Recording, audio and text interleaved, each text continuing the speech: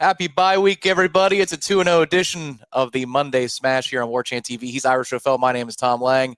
Tonight's program, as always, is brought to you by State Farm agent Russ Voorhis. More on Russ in a minute. This is as good a bye week Monday as you're going to get, Irish Norvell. How are you doing this evening, sir?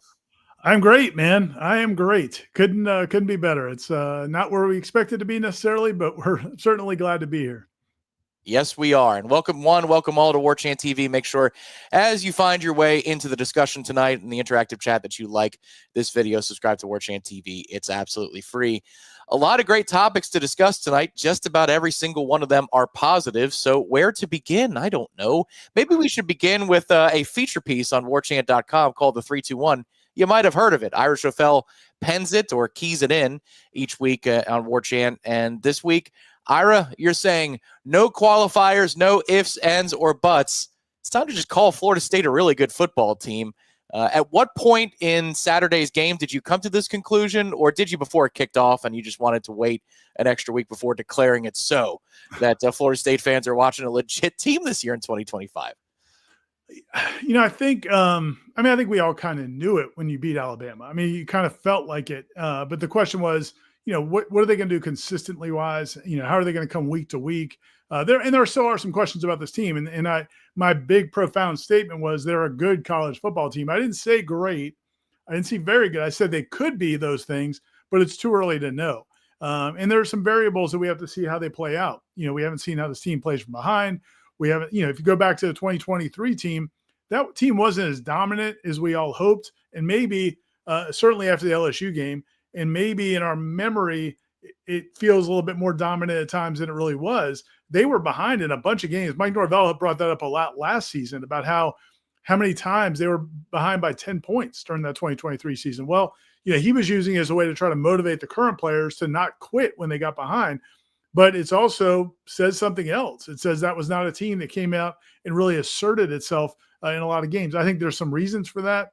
I was talking about with somebody on the message boards today. I feel like Mike Norvell, I believe Mike Norvell is a really good play caller. I thought he got bogged down that season trying to get the ball to Keon, trying to get the ball to Jaheim, trying to get everybody touches instead of just scheming out the best plays. And now what you're seeing with Gus Malzahn is, man, he doesn't care about any of that. He's gonna call the plays that he thinks work best with their personnel against the teams they're playing, and that's what you should do as a play caller. And I think that's why it's working so well. But I just think that seeing them come out with that kind of intensity against a team that's not going to get you fired up is another big sign. Like, we're just checking off these boxes. And if you look at this football team and kind of what I outlined, what do you want in a good football team? Like, what do you want to see in your football team? A good quarterback? Yeah, they've got a good quarterback. I feel confident in saying that right now. Does that mean he's going to play great in every game? Not necessarily, but they have a good college quarterback. Lines of scrimmage. I think they've got good lines of scrimmage. I think they've got good coaching right now from everything we've seen. I think the team plays hard. They play smart. They're disciplined. What more are you looking for? So, when you just look at it from that standpoint, yeah, man, they're a good football team. Now, we'll have to see. How do they respond when they get behind? How do they respond when a call goes against them? Or, just have a couple of inexplicable fumbles and penalties and things like that. And things start to mount. How do they play on the road? There's a lot of things we have to see before we can declare them a great football team or even a very, very good football team. But there's no question, in my mind, they're a good college football team right now. Yeah, we'll note a couple of things about the offense and the defense as we go on tonight. Sometimes we think, what's more impressive? What's most impressive? It's all impressive, and we can talk about both sides of the ball. But, Ira, I just want to put a number on this because Tony Greco, member in the chat, says – Real quick, by the way, I forgot. I told Jeff I was gonna sip some tequila. Yeah, he asked me if I guess somebody in the chat asked when I was on the JCS today if 77-3 was enough to get a tequila shot, and I said no, but I'm gonna try to sip a little of the Avion 44 because that's what Chris told me to try to do. So we're gonna go through that. We're gonna go through that experience. I am not for people that are really seasoned tequila drinkers. You're going to laugh at me because I've never really done this before, but we're going to give it a shot. But anyway, continue, Tom. Well, no, I'm going to continue. That's the return of Don Ira. Here it is. I don't know if we do we need the music? I don't know. I think here's what we're going to do. We're going to qualify it.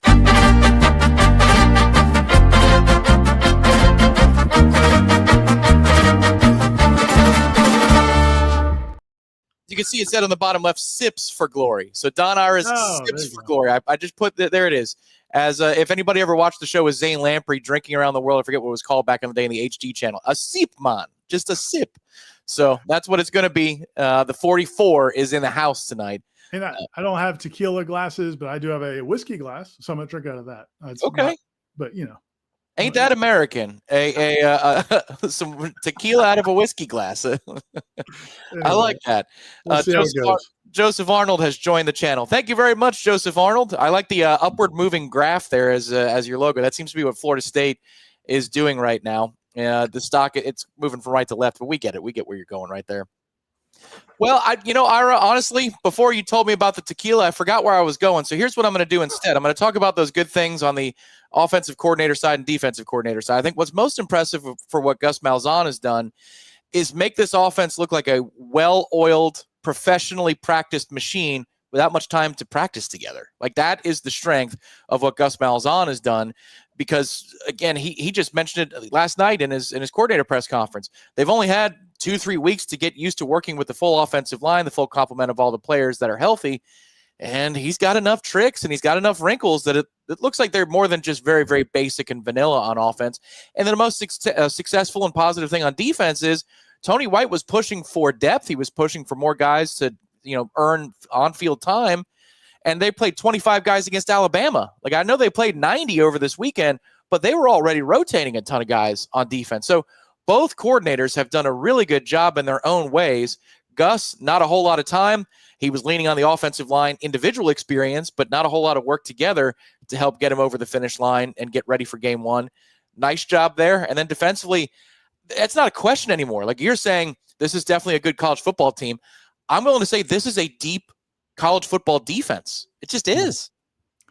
Yeah. I think if you think about like any plan you have, and for some reason the analogy just came to me of like playing poker. Like you see your hold cards, then you see the flop, and in your mind you're thinking, okay, how am I going to play this? Like, you've got your plan for how you're going to play this hand, and sometimes, man, it works perfectly. Somebody else has pocket aces. Somebody, just it all lines up exactly what you want, and you just play that hand, and it's just beautiful. Sometimes it doesn't work out exactly the way you want. It feels to me so far for Gus, and knock on wood, we'll see how it goes. I feel like everything's kind of worked as well as he could have hoped, in terms of they did get the offensive line healthy with enough time in preseason camp to where those guys came together. It turns out they gelled together pretty quickly. Tommy has really, I think, improved as a passer. I think the combination of one thing that we haven't really talked about, but Tommy, he did an interview it was the interview he did over at the ACC kickoff with Roddy Jones at ESPN, during the interview where he said he apologized or regretted leaving Boston College at the end of last season. But one of the other things he said during that interview that I thought was really interesting was, this summer he went to work with that quarterback guru. It's the quarterback guru of the month. Right now it's the guy. It used to be Jameis's guy. Yeah, Jordan Whitfield. Yeah. Yeah. Now it's this guy that works with Shador and Cam Ward and those guys. And Tommy got to go work with him some this summer. And he said it's the first time in his life he's ever had anything like that. And if you think about Tommy Castellanos' journey, coming out of high school, he's an athlete. Florida State didn't even recruit him as a quarterback. Most schools didn't. UCF signed him as a quarterback. Most schools signed him as an athlete, or recruit him as an athlete. So, coming up in, Southeast, Georgia, Waycross, Georgia, he's not getting a lot of quarterback coaching going through there. Then he goes to UCF for a year, but he's the backup. Then he moves on to BC. Then after a year there, everything changes, new coaching staff. He certainly wasn't embraced there. I think that's interesting. I think Tommy may have been a lot more raw as a passer when we saw him the first couple of years as a starter. And the good thing about that is he may have a long way to go to get better, whereas some guys that have come to Florida State maybe were polished, were finished products. And what you saw from them as freshmen was maybe as good as they're going to get, because they've already had access to the best trainers and all that stuff. I think that's interesting. And I think the fact that Tommy has had now some experience with some quarterback coaching and things like that, He talked about how they changed his footwork, his platform, those types of things. He's got a lot more arm strength. Excuse me. He said he's got a lot more strength now because he used to just throw all upper body. Now he's learned how to use his lower body in it. And so I say all that to say, if you're Gus, you may have gotten everything you wanted. Like this offensive line's come together. Tommy's playing at a better level than he certainly played at UCF 3 years ago. Deuce and Squirrel are playing it. I mean, it's just everything's working out well. But as we said for this team, how do they respond if things don't go well? We also have to see how Gus responds if something doesn't go well. Like it feels like to me, these first couple weeks, man, everything is going exactly the way they hoped it would go. And we know in a college football season, that's not going to happen. No, agreed. The most wrong things have been the muff punt and circumstances where it felt like the Alabama game was on ice and then it wasn't. And Florida State fought back in those moments. But it's different to play from in front than from behind by 7 or 10 points in the third or fourth quarter and having to fight all the way back. It's its own challenge, and we talked about that last week on the Smash. It's a good skill to learn how to play from in front and put games away, even when you stumble just a little bit.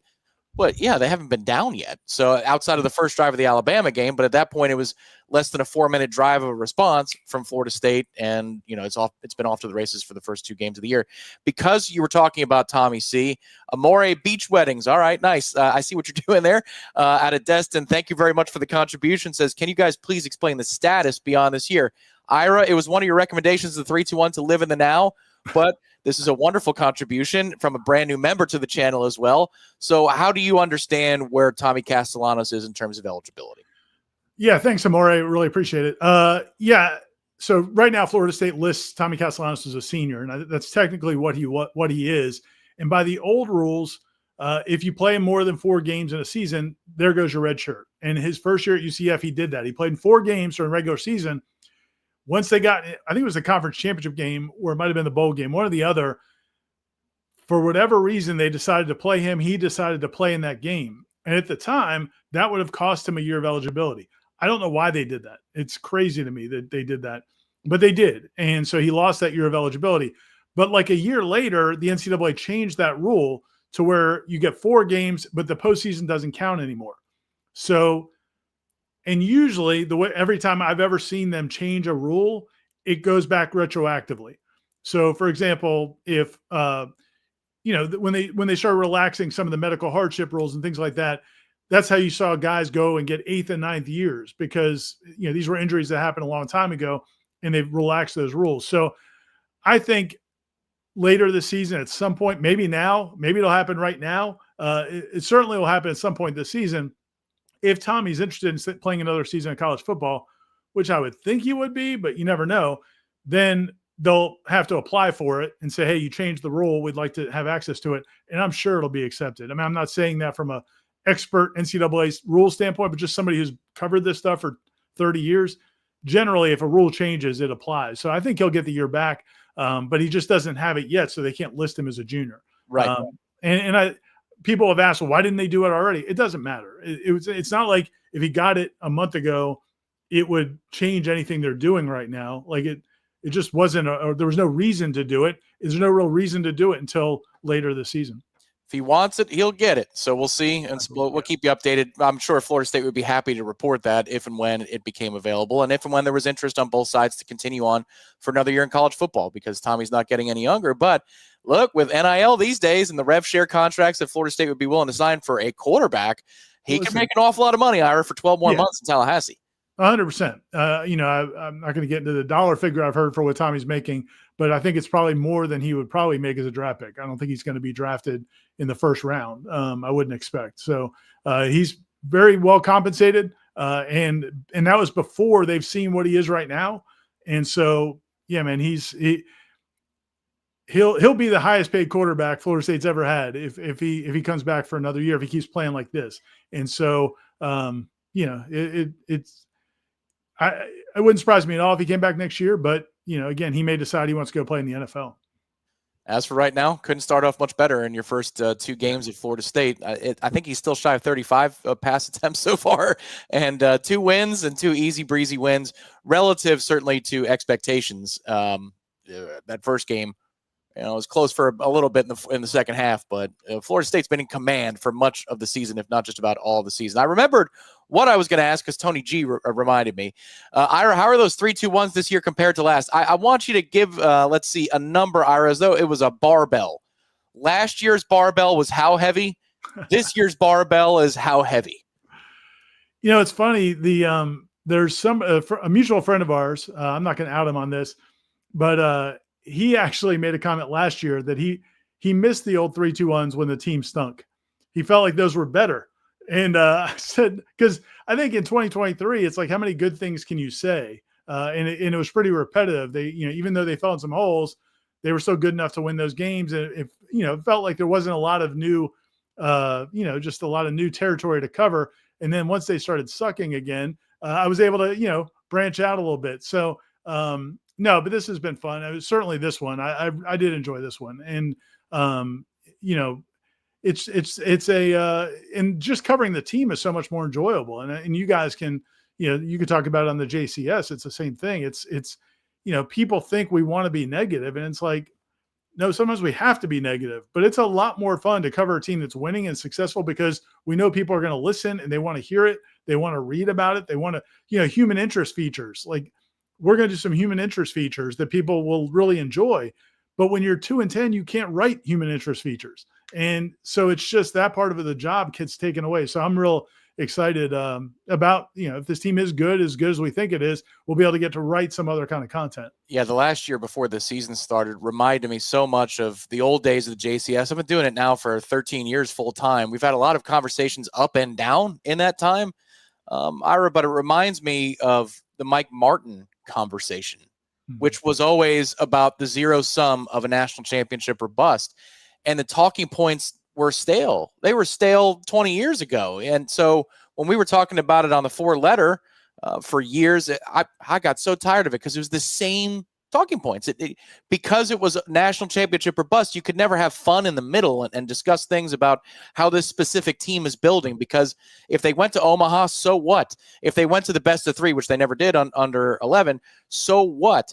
It was always about national championship or bust. And unfortunately, that got super stale. This past, 12 months, 20 months, really, if you're just talking about Florida State as a whole, it was about how deep can we go? Have we bottomed out yet? And can Mike turn this thing around?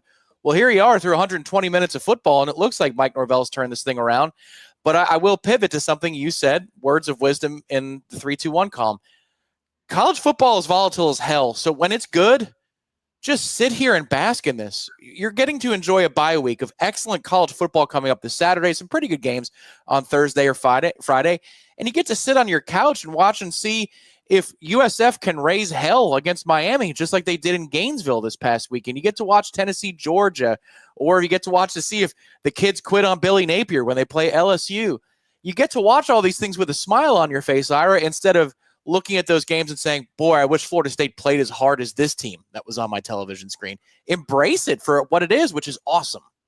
Yeah, it's hard. And it's not the way we grew up following this sport. And I think that's the, to be fair to fans and to us and everybody else, we're conditioned in this sport to not just live in the moment, but also think about the future, because that's what we do with all of our teams, whether it's our pro sports teams or our college teams. And you enjoy what you're going through, but then you think, oh man, we're going to get that guy back again next year. Just like 5 minutes ago, we were having the conversation about Tommy Castellanos. Oh wait, you could have him again next year. That would be really cool. What if Deuce Robinson stays? What if some of these other guys stay? And it's all, you start getting excited about it. On the flip side of it, you could look at it and say, okay, well, we're going to lose this whole offensive line. They're all gone. So what are we going to do? Do we have to just roll the dice again in the portal? Well, that's where I think one of the things you can watch this offseason. Well, first of all, yeah, the advice is don't dwell on that. Just enjoy what this is, because we learned how quickly it can be taken away. It can be taken away in an instant. We saw that 20 months ago. But on the flip side of it, there are some guys in that offensive line room that are going to get playing time. I mean, they put 4 new offensive linemen out there in that game and let them play for a little while. And so if you're good, if you can get these big leads and get those guys opportunities, that's going to be really important, because it would be huge if you come into next year with an Andre Otto and feel good about him, if you feel good about Lucas Simmons, if you feel good about Jonathan Daniels or some of these other offensive linemen, that would be huge. But yeah, I would not dwell on it, because if you do, you're just going to lose some of the enjoyment that you could be having right now. I'm fighting it right now, because as you're saying that, I'm thinking, yeah, if they're good, that means that the rev share number is lighter, because when you go on the open market, the rev share from the portal is going to be very expensive. And now I'm thinking, no, wait a minute. Let's take these words, take them for what they're supposed to mean, which is this is worse in a lot of ways than the NFL in terms of the parity. Because at least in the NFL, if you've got a really good player, you sign them to a thing called a contract, and because of the CBA, that's how long they're going to be there unless the team cuts them. It's just not the case in college football. So things are lining up beautifully right now. Enjoy that, and enjoy the peace of mind that comes with Florida State being good. Yes, sir? Yeah, and I did mention Tony Greco brought up in the chat, Sandman Thompson, Chavez Thompson, Yep. Freshman center, who Herb Hand has been raving about all camp. He actually wasn't even here in the spring. He showed up in the summer, graduated on time, came in the summer, and they love him, and he got a lot of chance to play. And I know a lot of people were excited about what they saw out of him. So yeah, I mean, there might be more talent. It may not be a total reboot on that offensive line next year. If you need a total reboot of your insurance plan, well, do we have the guy for you? His name is State Farm agent Russ Voorhis. He's serving you if you live in the state of Florida. How about if you live in Georgia? Yeah, you're good to go. If you live in Alabama, laughing at your coworkers about what the Tide did when they came to Tallahassee, laugh even more with the savings that you will get with State Farm agent Russ Voorhis. Whatever you need covered, he has you covered. I am a customer of State Farm agent Russ Voorhis, and I am thoroughly satisfied with the customer service I've received. If I have any questions, I get them answered right away. If I have any special asks or weird asks, like I said before for the penthouse that I live in right now, contracts need to be reworded, documents, proof, all that kind of stuff. They were available at the push of a button to phone call over to Jacksonville Beach. That's the office I called, 904-834-4282. He's a Nole, Ira, and he's a happy camper right now because he just got hitched, and Florida State seems to be in honeymoon too with Mike Norvell, and certainly in the first honeymoon period with ththese new coordinators who have done such a good job so far. Yeah, man, that's a pretty good wedding gift for him. Since he got married, they haven't lost. The Noles may never lose again. Yeah, no, that's RussVoorhis.com is the website. He served Florida, Georgia, Alabama, like you said, and that's the thing, man. Insurance, a lot of times, and I've been guilty of this at times, is you're just trying to find the cheapest rate, and you just want to get whatever you need, whatever we're required to have if it's your vehicle, or whatever just covers your bases sometimes with your other insurance needs. But when something goes wrong and life happens, things happen, you want to know that you have a good, solid insurance company behind you, and a good guy like Russ behind you as well that you can deal with as kind of your go-between to the insurance company. So give them a try. At least, find out what their quotes are and find out what services they provide. And tell him that you heard about him on Warchant and the Monday Smash, because he loves to hear that, and he loves to help fellow Noles. I failed to give him 15 more seconds of love here on Warchant TV last week, so we are going to do that right now on Warchant TV. 15 seconds from Russ Voorhis before we come back for more on the Monday Smash.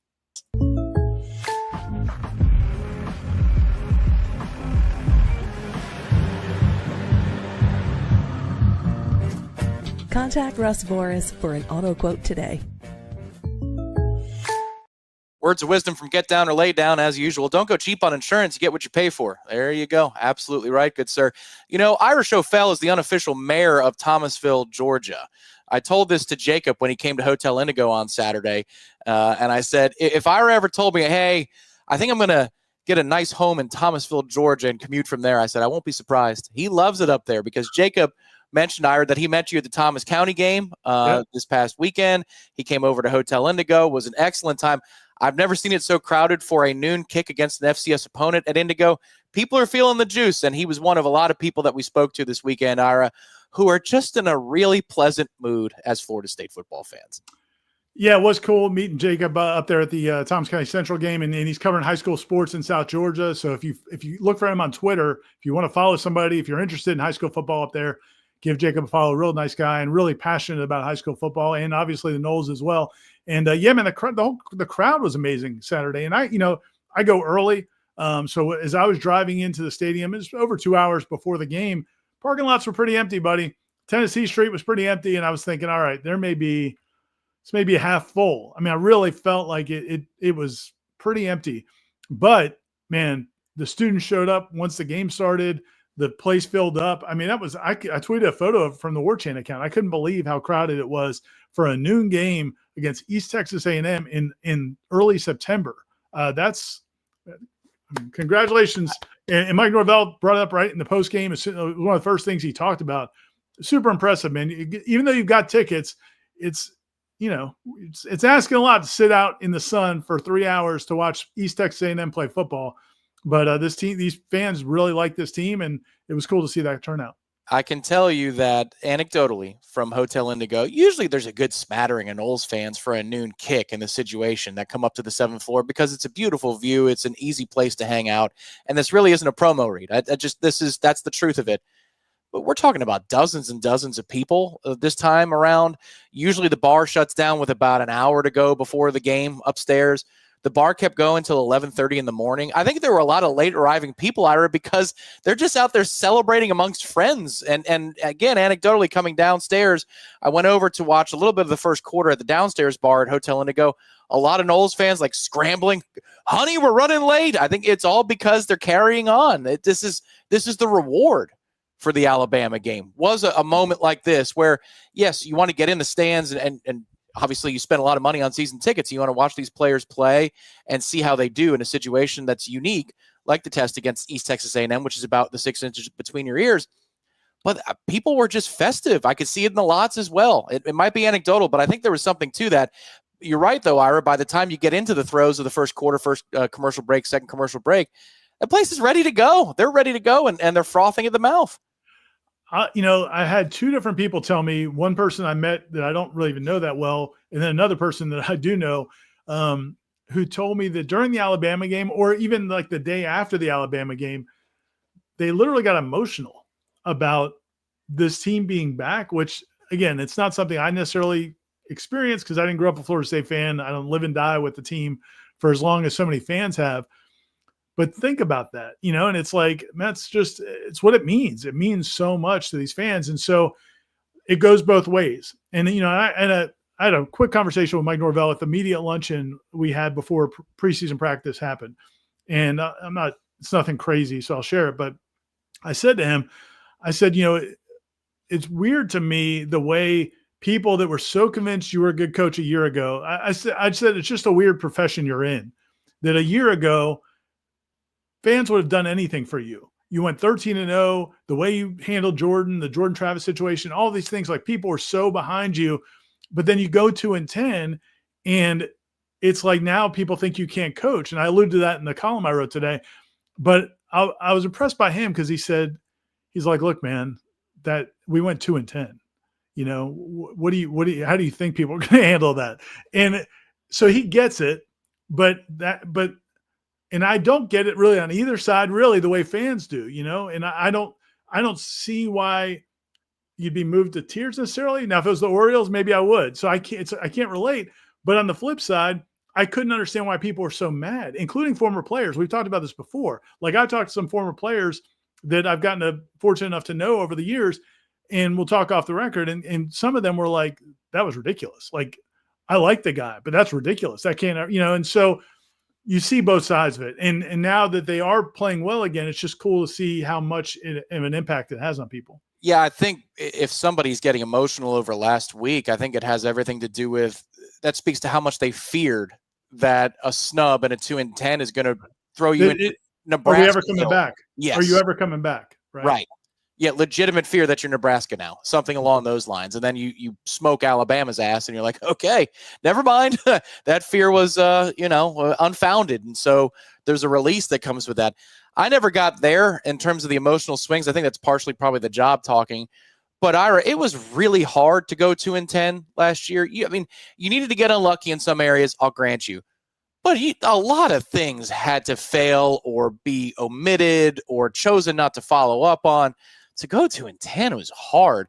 But I have to say, it wasn't easy to do this and look like this through 120 minutes of football either. It's just, this has been something. I wonder if you're working on the opening pages of a book you can write on what it's been like in the post-COVID era at Florida State, or even you could start Mike Norvell's career in the COVID era.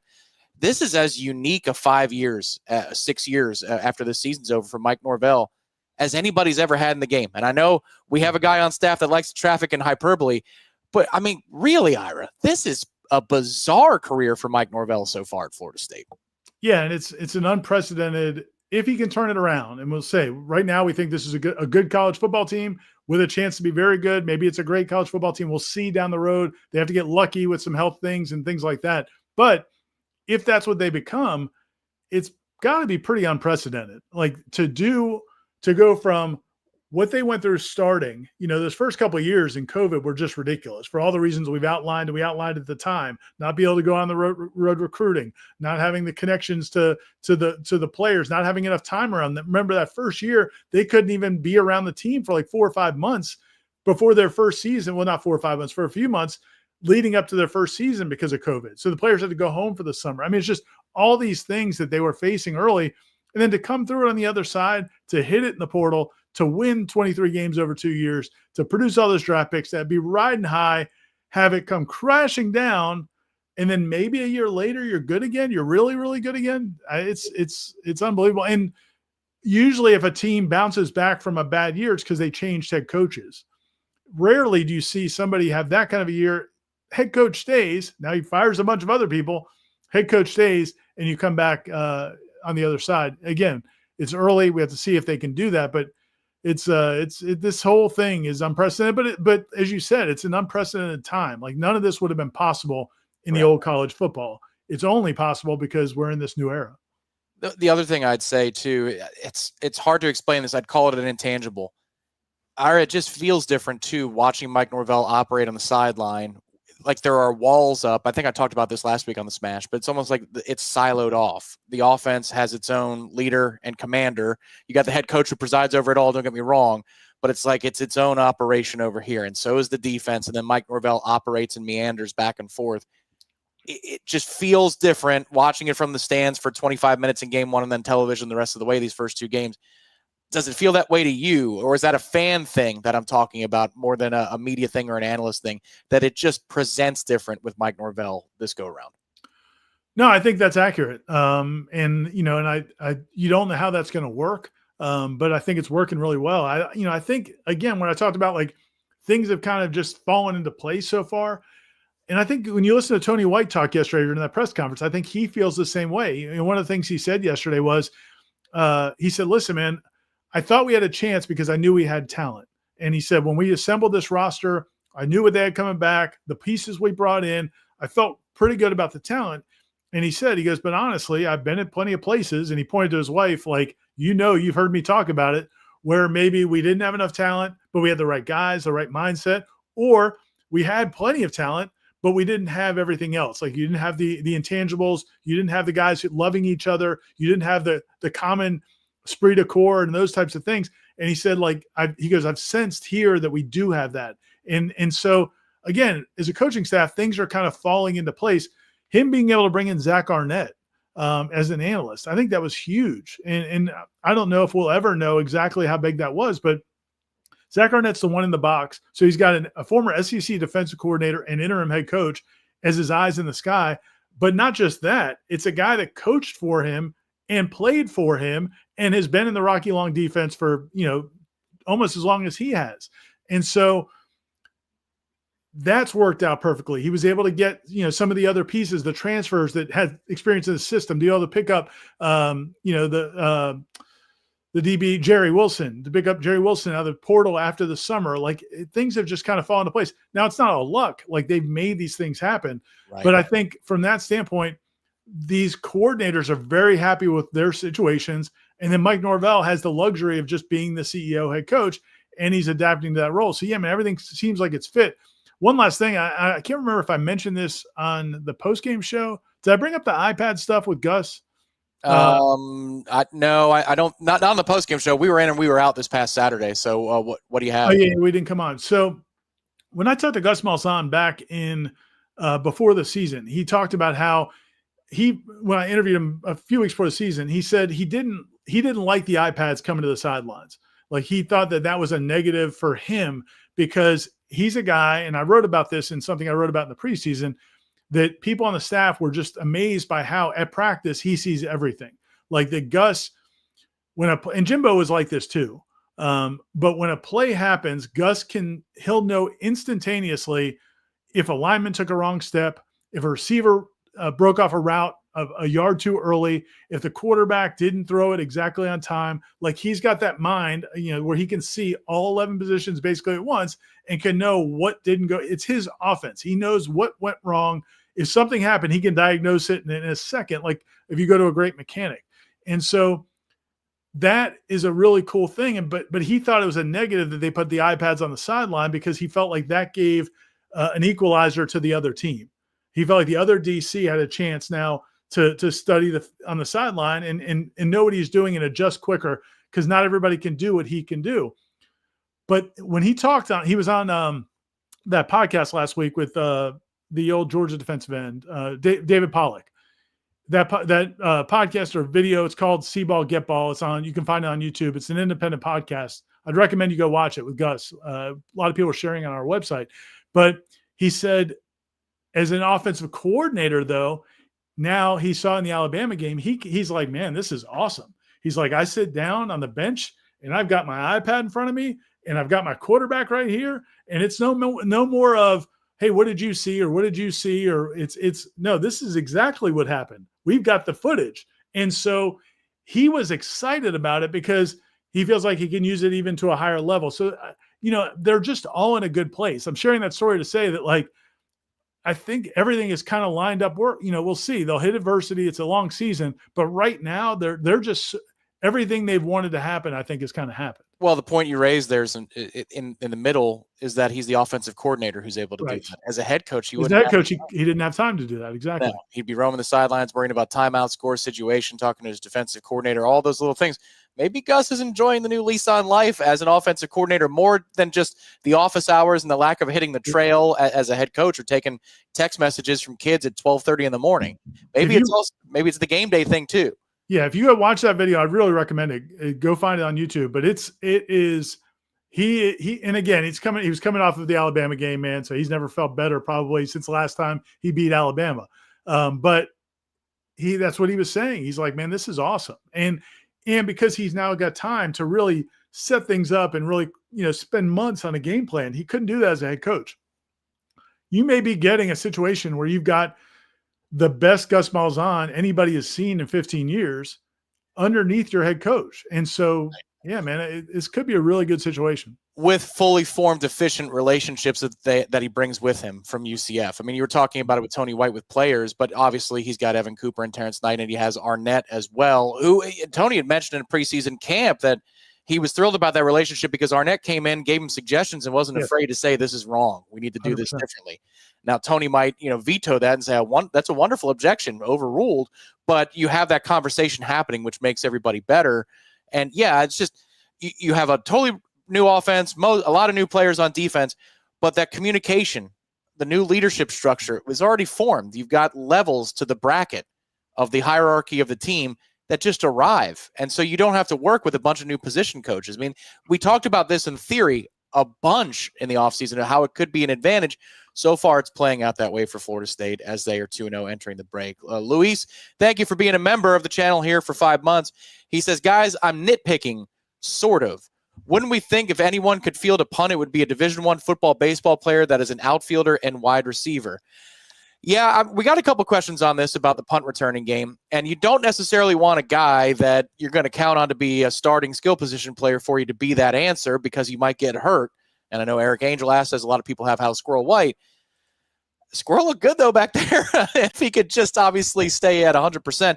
Thoughts on Luis's question? And Luis wants to see B.J. Gibson, apparently, which is certainly understandable. And BJ is one of the guys that so if you come to the games early, the return specialist is basically like the first group that comes out. It's usually the kickers, but then the return specialists come out around the same time as the quarterbacks, but they're like kind of the first ones out. And BJ Gibson's with those guys. So he's in the mix as a return guy. I don't know, man. It's frustrating. And somebody asked, Ask Me Anything on our Renegade room on our website. Somebody asked me, like, basically something about the punt returns or what do I want to see in these next, like this past game and this next game. And I really high on my list is somebody that can field punts cleanly and confidently. It's not as hard as Florida State makes it. And it's just, it's inconceivable how much they struggle with it. And you're right. Squirrel probably would have been fine, but now he's hurt. And as far as how hurt he is, and we had it up on the website for a couple of days, so I'll share it. He did injure his hand or wrist, and it is going to probably keep him out for maybe a couple weeks. It sounds like they feel good. They'll be back for Miami. I think there maybe is an outside chance for Virginia. I've heard some conflicting information, but at least it sounds like there's a real good chance to be back for Miami. And we'll see how that plays out. But everybody heals differently. But that would be huge if he can be back for either one of those games. And he's got off to a really good start to the season. But yeah, man, I don't think anybody cares if it's if they make good returns. Just stop losing 15 or 20 yards on every punt. Corey had a good line the other day. He's like, the ball doesn't have to bounce forward every time. Florida State, and later in the game, there's a couple that kind of checked up. But it's like, not only do they not go up and catch them sometimes, but then they roll 20 more yards. So, yeah, I'd like to see that get fixed, whether B.J. Gibson or whoever it is. And they've talked about Deuce Robinson being the guy back in the kind of the red zone, which makes sense. But, heck, if you're not going to get a return anyway, maybe he'll at least just go catch it. If his nickname is Deuce Fair Catch Robinson, I'm okay with it. Otherwise, hey, man, you got to keep that receiver healthy and ready to go for when the offense is on the field. I mean, that would be quite the kick to the boys. That's something, Ira, where I look at the defensive improvement, and I point to defense because you have a lot of the same players year over year looking like different versions of themselves with different training and different communication that that it makes a difference, that the training makes a difference. Papuchis has had his moments on special teams that are fine and good, and that's great. But what gives here? Because it's a lot of different players at punt returner over the years that have the same fear of the football. Are they putting acid in the super soakers that Coach Yak is shooting at these players in the practices that we went to in years past? Like, what is it that leads to the trepidation? And could the training change perhaps? Maybe it's on that level. I do think there's some messaging issue. I think in this, I don't know this. I certainly don't know it now because we're not at practice anymore. But it was we were never down. Even when we had access to practice, we were not close enough to get near what they were talking to the punt returns about. To me, the way they approach punt returns, to me, is if you can catch it, great.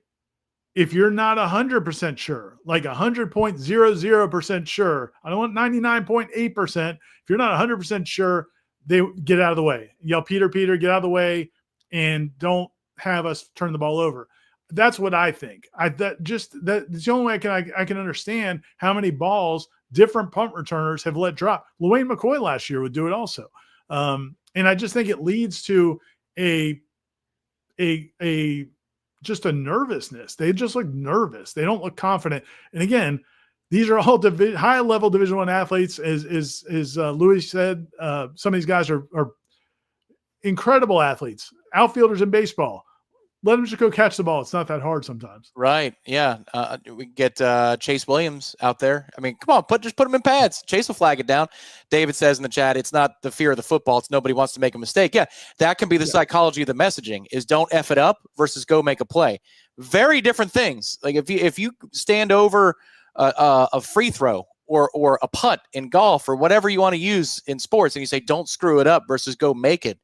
Completely different energies that you bring to the table before you take that shot or draw the putter head back. Brett says, Tom, we had a punt returner in high school we nicknamed Fair Catch.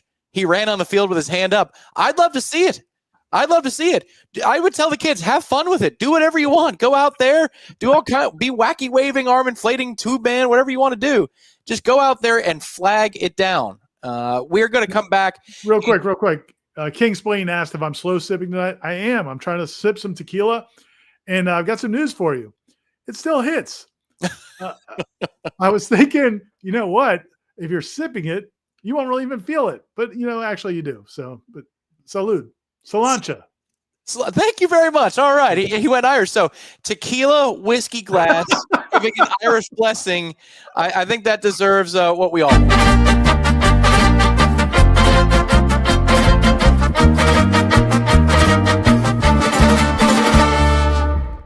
Don Ira's Sips for Life.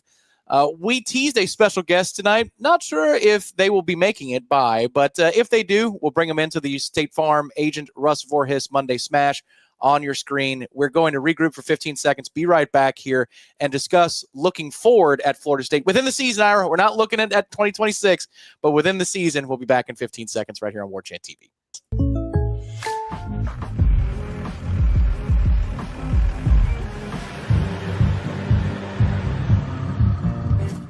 Contact Russ Vorhis for an auto quote today. All righty, most interesting thing over the next couple of weeks to watch. The obvious answer, Ira, could be Florida State's backup quarterback situation, how Kevin Sperry was the first man off the bench this past weekend.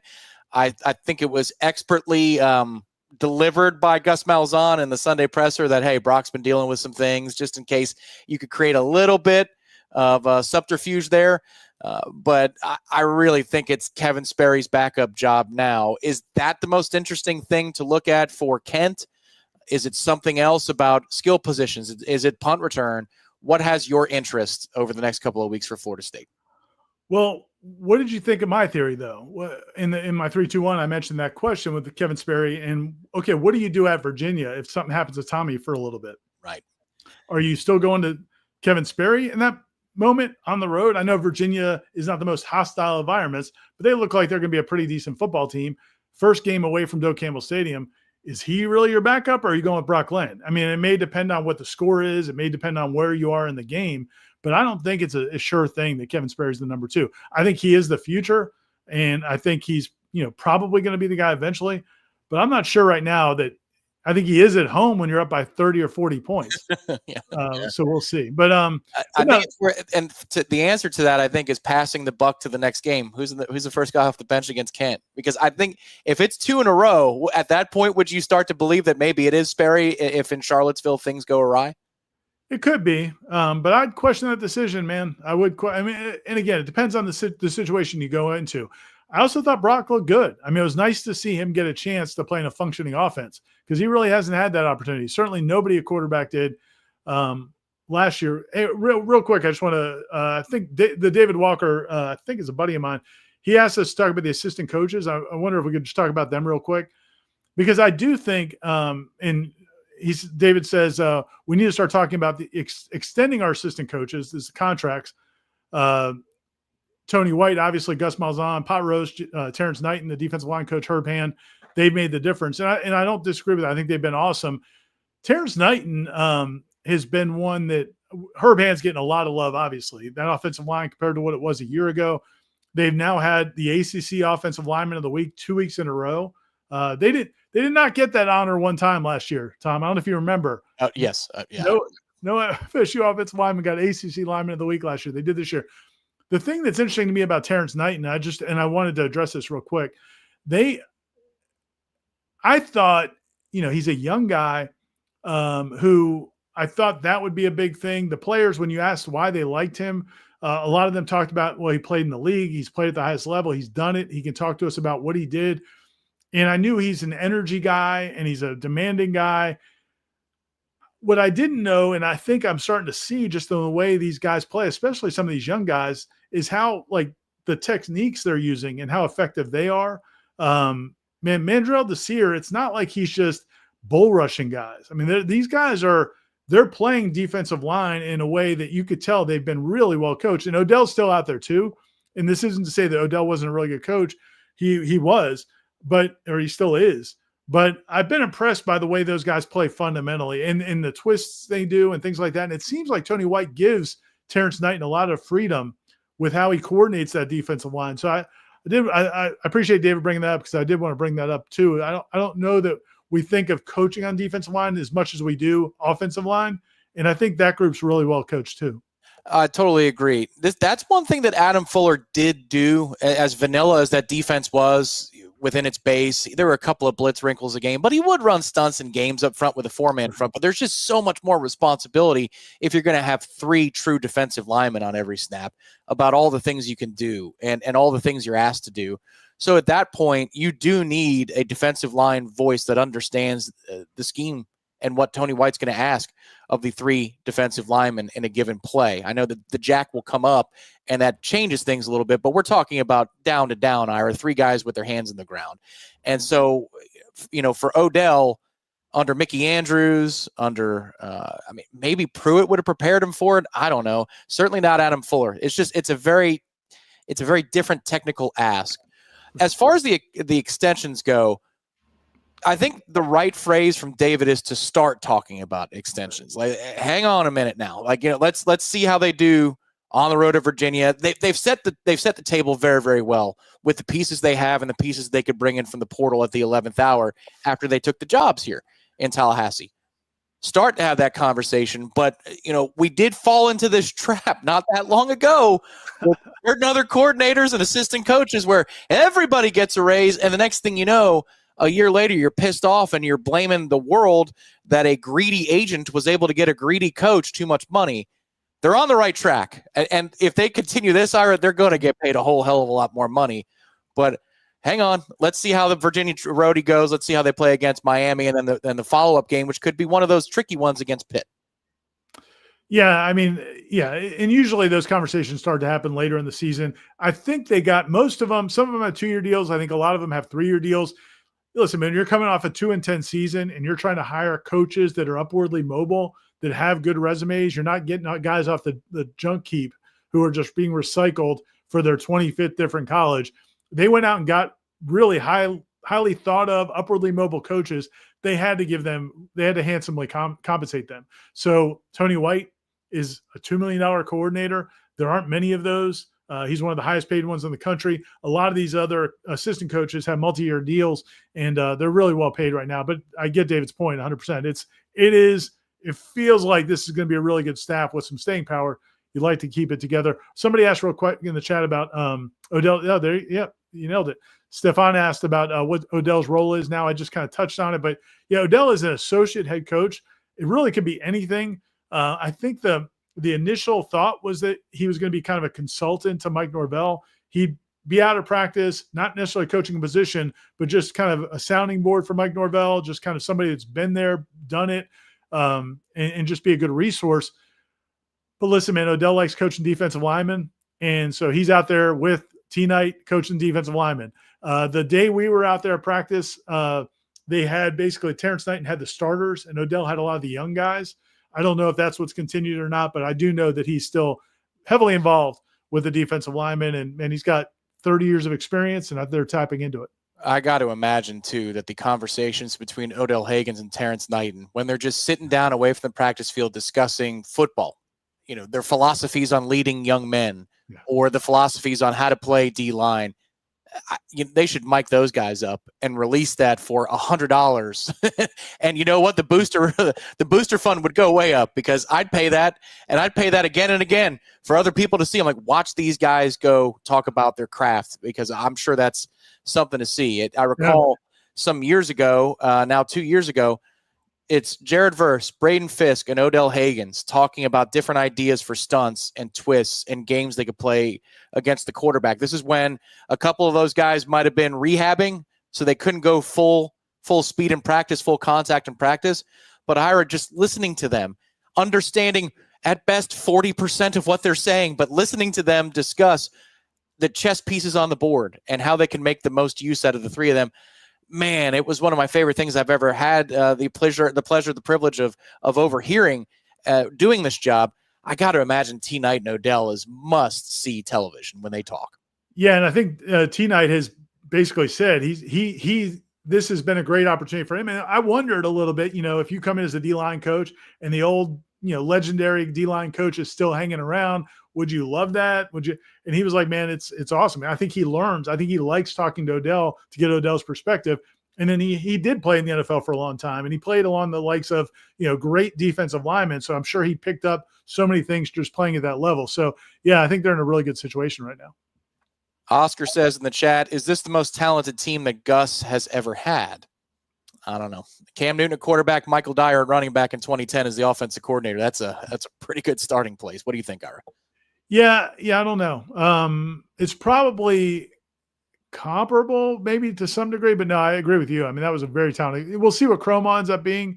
I mean, Usman Cromon may turn into an elite, running back this year, maybe early this year. If he doesn't, I don't know that you have that. That you like the receivers. I don't know that the offensive line, we've been pleased with the way the offensive line plays. I don't know if on paper and just terms of raw material, it's as talented as maybe some of the offensive lines he had at Auburn. I'm not exactly sure about that, but yeah, I mean, that's a talented group, and it's certainly talented enough to accomplish the things he wants to do on offense. He's excited, man. You could tell when we talk to him, he's excited about what this group can do.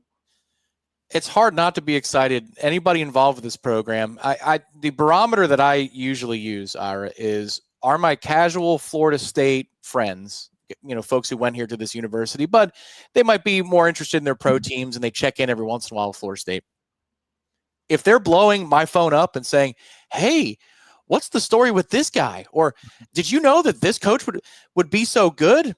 And the answer was, of course, I had no idea. This team was a grand mystery.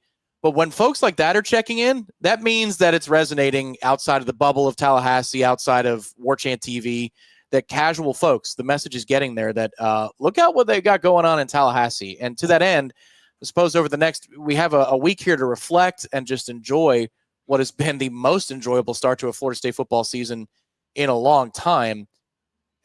How high do you think this team can go with only 2 data points, one for Alabama and then another one that doesn't teach you a whole lot about the frontline guys, more about the depth and the mentality of the team?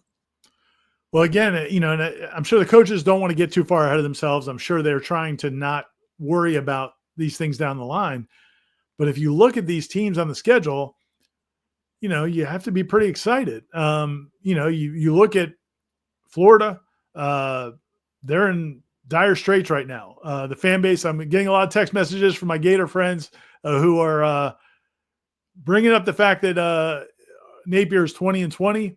The fact that, it's just there, you look at the records of McElwain and Muschamp and Mullen, when those guys were running out of town, were way better records than what Napier's record is. They're beyond frustrated right now. A lot of people are very concerned about DJ Lagway, whether or not he's what they thought he was going to be. I think there's a concern that last year he hit a lot of those big throws because teams didn't realize he could do that. But now they do, so they're kind of playing a little softer coverage, and he's got to make accurate throws underneath, which he hasn't really done. Now, over these next 8 weeks, maybe he'll figure it out. But there's a lot of concern about Florida. Well, that's a game that we were thinking was probably going to be a low percentage chance of them winning. Clemson, Cade Klubnik is clearly not what everybody thought he was going to be. That team does not look unbeatable anymore. That was the one game I thought was a sure loss. Miami, you get here. Miami looks good, but you do get them here, and you look good. So I think that goes into it like that. I think this team, again, I think has really high potential if they can stay healthy. And then when you add into it what those other teams look like, man, there's no reason to not be really excited about the way the season can unfold. Now, there's no guarantees. We have to see how they play on the road, as we said earlier at the beginning of the show, how they handle adversity when things are going poorly, when you have turnovers, when you get behind in a game. One thing I did want to clarify, I think I said last week, I was a little bit concerned. It might have been on the Smasher, might have been on headlines, that there was a moment in that game against Alabama where the pass that Tommy threw to Marquiston Douglas, and it was miscommunication. And when they came to the sideline, I thought Tommy was kind of getting on to Marquiston, and that's fine. The quarterback should do that, and it's perfectly fine. Jordan Travis on his podcast with Devin Travis actually clarified that he was down there on the sideline when that happened, and that he was impressed because Tommy actually went over to Marquiston to tell him it was his fault. And he was like, he loved that because Jordan actually said about himself, he's like, I was not a guy to take responsibility necessarily publicly when I made a mistake. I knew I made a mistake. I would process it. I would be down on myself and I'd want to correct it, but I wouldn't necessarily go talk to other people and tell them, hey, I made a mistake. He's like, that's just not my personality. But he said, but I love that Tommy went straight to Marquiston and told him that. And so I just want to clarify that because I wondered if he was getting on to Marquiston, if that's something we need to watch, how he does those things. But yeah, man, he's been everything you could hope for. So, I mean, yeah, I'm not telling people to assume that they're going to run the table, but man, everything is before this team right now. And again, just because of what the last 20 months have been, embrace the rosiness. Put on the rose color glasses for a weekend. It's cool. You know, you could take them off in a little while, but not yet. If you want to wear them, sport them. It's a bye week. Florida State's 2-0. And some things look better than we ever could have possibly expected. Like, so for example, here, Robert says in the chat, Tom, Ira, how much has your view of this team's depth changed in 2 weeks? Well, I'll answer this. Defensively, fundamentally, my view on this team's depth has changed. Fundamentally. That 100%. That for sure. But that may be the only spot, but go ahead. Yes, on offense, at receiver, at offensive line, to be determined, but I still think it's 6. I think it's 6, Ira, at best. Running back, unchanged. I thought they were fairly deep there. Tight end, I thought they were fairly deep. And then quarterback, obviously, if anybody loses their starter, you're in some trouble. But defensively, yeah, Robert, they ran out 25 guys against Alabama, and there was another one that they probably could have played if they didn't hold them back in that situation. So, yeah, that changes things. They're legitimately a deep team defensively. I think that's just fair to say at this point. Yeah, and we knew the defensive backs would be deep. I mean, I felt good about that. They've recruited. That's the one position that they've recruited really at a high level since Pat Surtain has been here. We wondered about the linebacker depth, and we wondered about the defensive line depth. That was the main position on defense. But yeah, man, I feel really good about it. And it feels like kind of on the offensive side, it feels like this coaching staff, Tony White and his coaches, have a good feel for who to put into what situations and how they're going to excel. And those guys seem to love the way they're being used, which is awesome. Again, you can't guarantee that's going to be the case 6 weeks from now, but that is the case as is right now. But offensively, and again, this is why I'm just going to say, I think we know this is a good college football team. We don't know it's going to be great, is they do have to stay healthy on the O-line, and they do have to stay healthy at wide receiver. And right now they're not healthy at wide receiver. Squirrel's going to miss a little bit of time. Now, maybe LaWayne McCoy comes back. Maybe that would help. I was hoping maybe some of the young receivers in that game in mop-up duty would have gotten more chances to show what they can do. It was more instead a lot of the running backs. Which is fine. That may be the strength of this offense, but we do need to see more out of those young wide receivers. That's a position that we don't know yet what kind of depth they have really. We do have our special guest has appeared. What? Let's go. In 15 seconds, after one more word from State Farm agent Russ Voorhees, Irish O'Fell special guest. What's that? Real quick. So I was listening to the postgame. Did you listen to the postgame interview last night with the Bills quarterback, Josh Allen? No. Josh Allen. He kind of ripped on the field. You know, they come back and probably win. They beat the Ravens. I know D-Rob was watching it, I'm sure. They come back and crazy when they're down 15 late. They come back, they win the game. And his first thing is kind of ripping the fans for leaving early. On the field, he did it. And then in the post-game press conference, he did it again. He's like, yeah, maybe now our fans will keep a little bit more faith in us and they won't leave. Like, that pissed him off, that some of the fans, well, dude, you were down huge the whole night. You couldn't get a stop. Anyway, so for any of you guys in the chat, I'm gonna go Josh Allen on you. If any of you in the chat left because you thought the show was winding down and you didn't want to listen to Tom promote Warchant.com for the next week, you're missing out on a treat because our special guest is here. Hey, I do great promotions. If you left, I'm offended. I'm an excellent promoter of the things we do at Warchant.com. Ira and our special guests are going to be on the screen. I'm going to join them in a couple of minutes, but I'm going to change a couple things technically behind the scenes. So those two will take to the dais in 15 seconds right here on the Monday Smash presented by State Farm agent Russ Voorhees.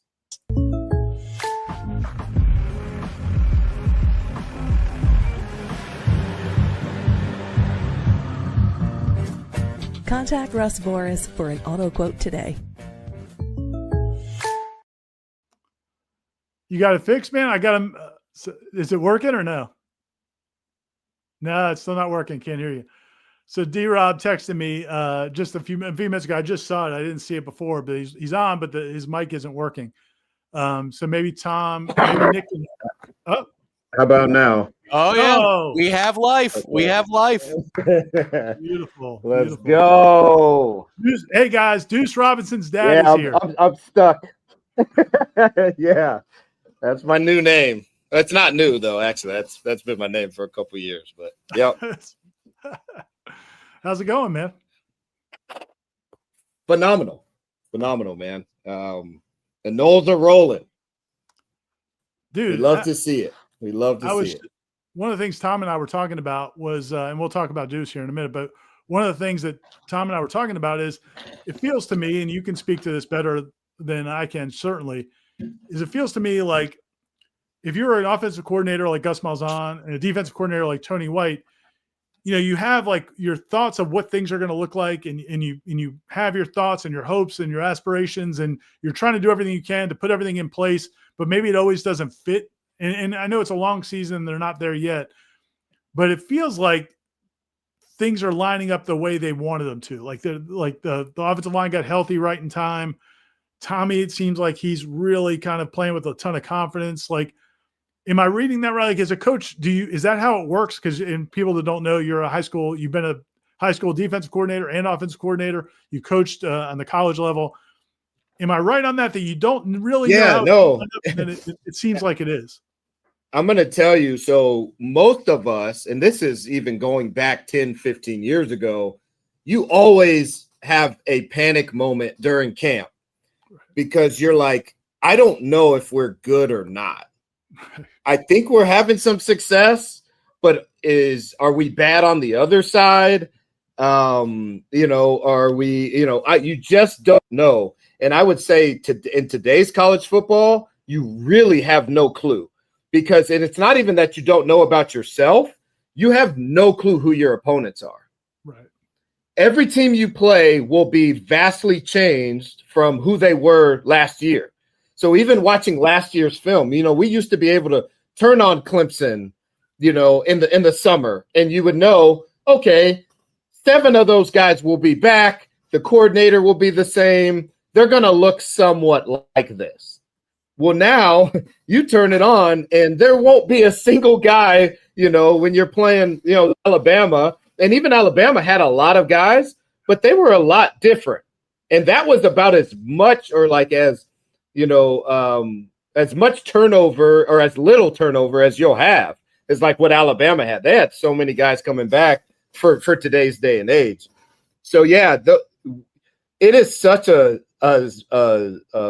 sigh of relief when you go, especially I'll tell you, being Gus and the quarterback run game being a big part of your offense, you never know in scrimmages because you don't touch that guy. Right. So Tommy's gifts don't really shine in spring football. They don't shine over the summer. What he does well, you think you might get it because you've seen it on film, you've seen it in pass, but there's so much that you just don't know until you play a real game, until they have to actually get him to the ground. And I'll tell you, even like Deuce's game, because he breaks a lot of tackles. Well, we're going quick whistle. We don't want to hurt, you don't want to hurt your wide receiver one. So you run a wide receiver screen like they did this week on 3rd and 14 or whatever it was. And in practice, that goes for 6. Right. But in reality, he's going to break 2 of those tackles and it goes for 12. And now you have 4th and 2 and you can go for it. But in scrimmage, you're going, man, we suck. We're not very good. We're in 3rd and 14 and we only get 6. And so now we got to punt. And you're like, you just know, all you know is. On that note, so as you were describing the thing with Tommy and his running ability, I was thinking about the 3rd down play in the Alabama game where he's got a guy coming right at him and he tries to get outside of him.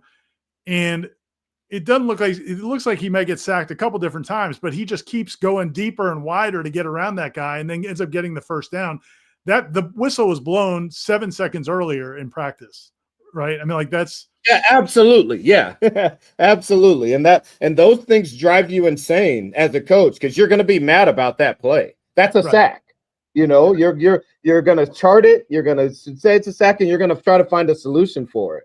Right. Well, once you start to get to where you're playing games on Saturdays, you're going, hey, that was a plus explosive play for us. We converted a 3rd down. It's a 3rd down conversion. It's an explosive. It's a highlight, all these things. So, yeah, it's so nice when you finally get to the season. You start to find out, and sometimes you find out the negative things like we did last year.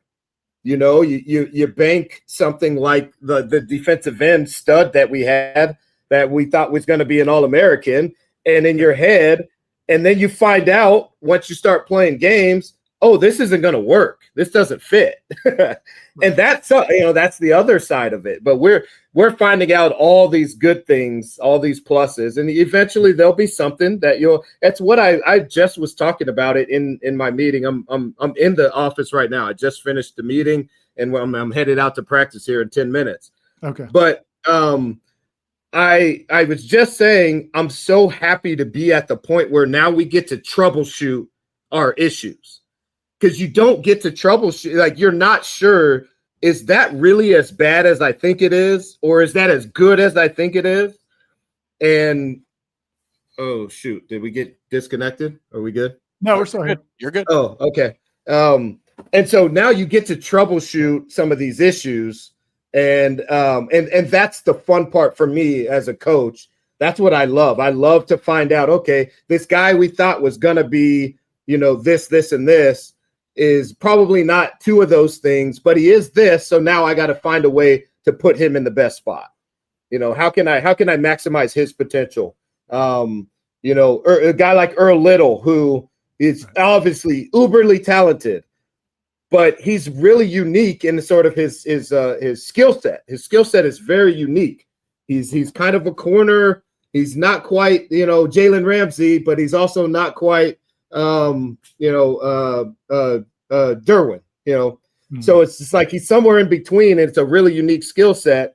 And so, like, I don't know until we play a game, how can I utilize him to the best of his potential? Because scrimmages just don't show it, because he's not going to boom guys the way he is now, that are wearing his same color jersey. Well, actually, I hear he does sometimes, but I got you. Yeah. Tom, should we, since we don't have a ton of time with you, Rob, should we go to people's questions, or do you want to ask him? How do you want to handle this? Let me ask one quick question, and then we'll get to as many people's questions as we can in the time that you have left, Dominic. We were talking on the phone not that long ago about last year's USC team and how they had a big opener, and their schedule looked very similar to the situation that Florida State has. And there might be overreaction one way or the other because of the nature of how the schedule lays out. How do you juxtapose what you lived through on a special level, on a personal level last year, to what you're seeing out of Florida State now? And do you think it's different here than it was out west last year? No, you nailed it. I do see so many similarities. And what I saw this week, again, I keep having to kind of tell people, you cannot discredit any amount of plays that are made in a college football game. Every year, somebody plays an East Texas A&M. Every year. We're not the first. This isn't the first time a Florida State team has played someone that's equivalent to an East Texas A&M. To not punt in a college football game, I don't care who you're playing against, that is asinine. That is off the charts, and there is something to be learned or said for that. You cannot just discredit it because it was a weak opponent. Somebody else this week played an equally weak opponent, let's just say USC, and they scored 50 something points and they gave up 20. Right. So you have to, I'm not saying that you just say, oh, these are the national champs because they won, because they won big, but success leaves clues, and so you gotta see what you saw. Hell, as a matter of fact, Florida State ourselves, we played someone equivalent to East Texas A&M with the last coach or two coaches ago and lost that game at home. Right. Who was that big loss that we had a couple years ago with Jacksonville State was one. Jacksonville State. We played Jacksonville State and lost at home. So we can't be upset, or we can't be walking around like, oh, who cares? It's just a bad team. It's a directional school. Success leaves clues. I watched USC play someone equivalent to this team last year, and they didn't do what Florida State just did. Now, again, I'm not saying that we are a national champion or anything like that, but again, success leaves clues, and there is something different about this team. Obviously, I mean that goes without saying. To be in the top 10 now is crazy. David Hall from where we just were. David wants to know, Dominic, how long do you think Mike can keep Gus and Tony, given the freedom they have to do whatever they want? Listen, Gus, I'm not worried about Gus. Tony, I said it the second he got the job. We need to enjoy every second we have with this guy because he is a shooting star and he will not be wearing in garnet and gold for a long time. So let's enjoy this year. Tony White is going to be a head coach or a NFL D coordinator here in the very near future.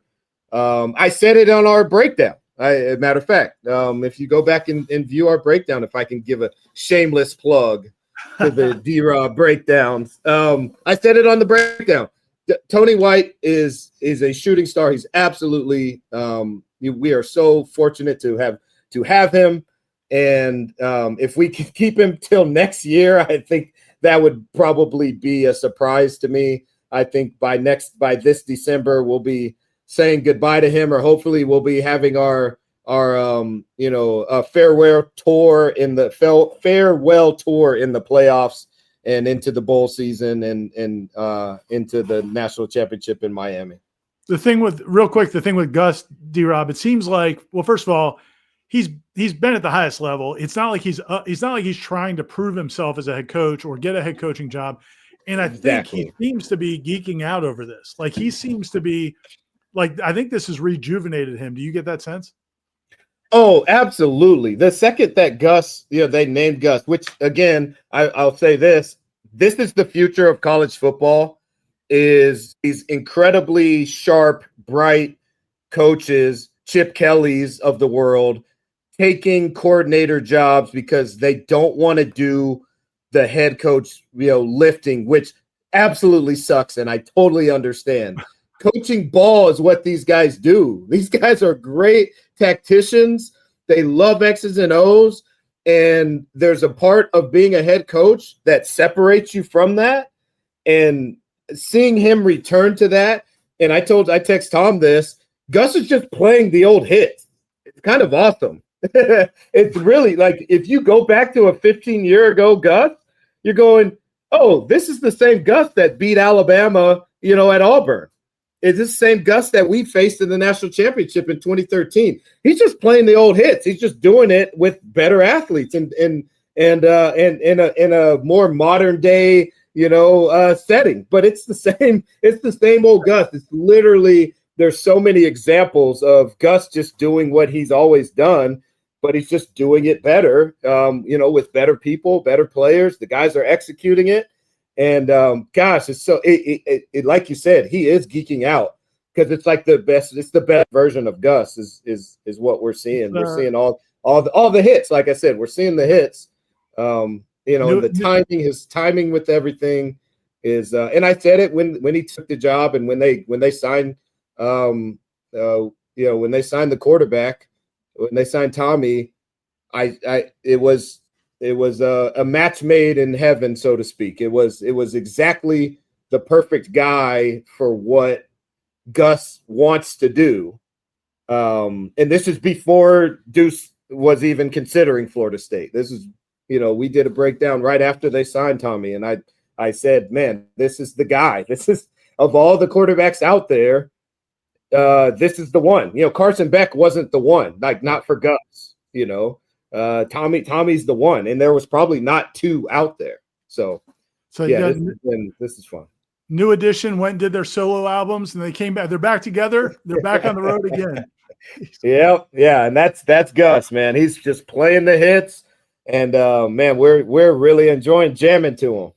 So you answered part of Wesley's contribution. Thank you, Wesley, for bringing a contribution to the program. And he says, Dominic, you convinced me of Tommy during the offseason. Is this what you saw? You just answered that. But the second question he has is, what do you see for the rest of the year with Tommy?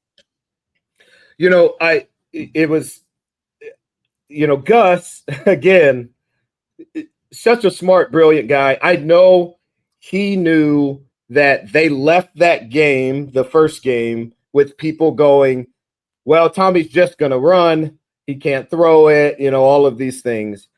So I knew early on he's taking a shot. And I had no conversations with Deuce. This was just watching the game, as an observer. Like, he's going to try and get the ball to number 0 early. 1, because he had 2 catches in the first game, and 2, because he wants to showcase his quarterback and what this guy can actually do. Tommy can chuck it now. He's not, he's not just even the guy that they're comparing him to, the Auburn guy from 2013 or whatever. He's not that. Okay, and I'm not saying he's Michael Vick, that he can pinpoint passes 20 yards downfield or anything like that, but he's certainly not just an option quarterback, And so I think what we're going to see going forward is just Gus now playing off of, what do you think he is? And then whatever you think he is, we're going to showcase the other side of it. You want to put 8 or 9 in the box, go ahead. There is a guy out there that's going to give you a lot of headaches if you put 8 or 9 guys and let him play one-on-one football. And then when you don't let him play one-on-one football, now you're going to have a problem, because not only am I going to be creative in the run game, but I've got an extra hat because my quarterback is one of the best athletes on the field also. So I think that's what we're going to see, is just this mixture of, whenever you think you have Gus hacked, he's going to turn. Whenever you think he's going to zig, he's going to zag. And he's just going to keep guys, I think he's just going to keep coordinators on their toes in terms of, you're going to have to make a decision. Are you going to double, number 0, or are you going to add that guy to the box? And the second you add him to the box, I got a quarterback that can spin it, and I got a guy who's bigger and faster than the guys you have guarding him. And that's going to be a big, big problem for you. Do you have time for one more question, or do you have to run to practice? Yeah. No, Okay. no, I'm good. I'm good.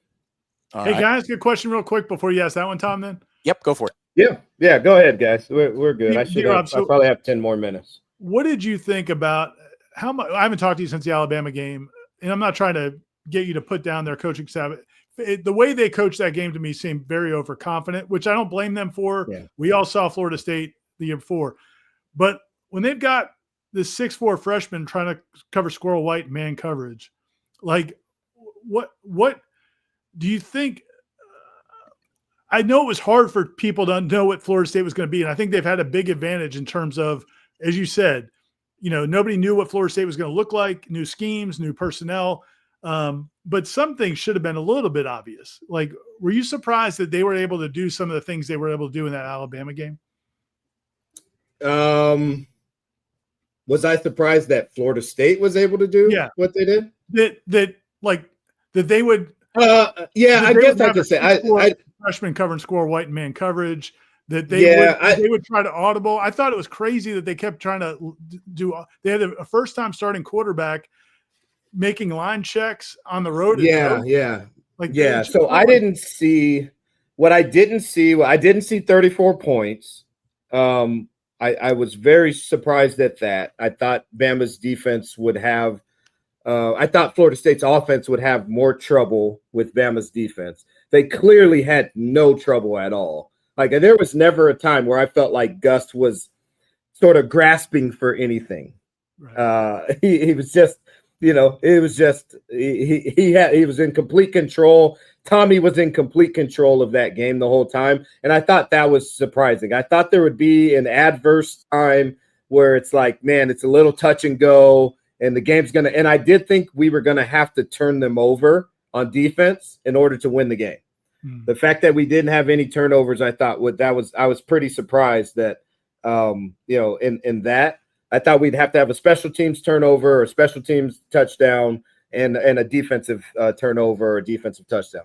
So that was surprising. The other thing that was surprising was I didn't think Alabama could come out and run the ball the way that they did on that first drive. Right. I think we all were kind of on our heels, like, what in the world was that? and that's where I felt like some of the arrogance came in, where I don't know if it's arrogance necessarily, but it might have been just trying to get your young or your new quarterback, some success. And I just thought they should have kept running. I just thought they could have They could have tested the front a little bit more. I know Tony made some adjustments. I haven't dug like really deep into adjusting what he did to seeing what he did, but I know he made a couple adjustments. But I just thought Bama was trying to make it look cute instead of just it looked nasty and ugly. Yeah, I didn't feel like I felt like they thought they were in control, and they probably thought this was last year's Noles or some version of it. And then they found out really quickly or too late. It was too late for them to adjust to, oh, shoot, this team is legit. These guys can really fly on defense.